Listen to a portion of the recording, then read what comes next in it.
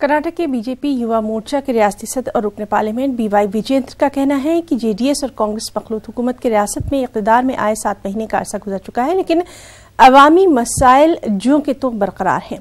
उन्होंने तनकीद करते हुए कहा कि जेडीएस कांग्रेस मखलूत हुकूमत से कामकाज ठप होकर रह गया है।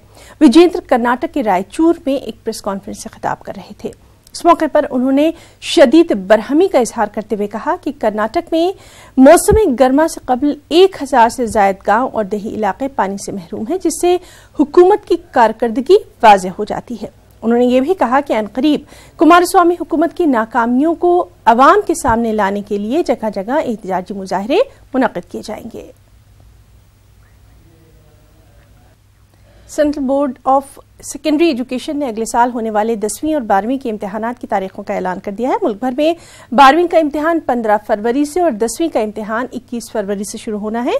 सीबीएसई के मुताबिक 2019 के 12th के इम्तिहानात 15 फरवरी से शुरू होकर 3 अप्रैल तक जारी रहेंगे, जबकि 10th का इम्तिहान 21 फरवरी से शुरू होकर 29 मार्च को खत्म हो जाएगा। इम्तिहानात के रिजल्ट जून के पहले हफ्ते में जारी करने का इम्कान भी यहाँ बोर्ड ने जाहिर किया। साथ ही ये दावा किया कि इम्तिहानात की तारीखें यानी डेट शीट इस तरह से तय की गई है कि किसी भी मुकाबिल इम्तिहानात की तारीखों के साथ मेल न खाए।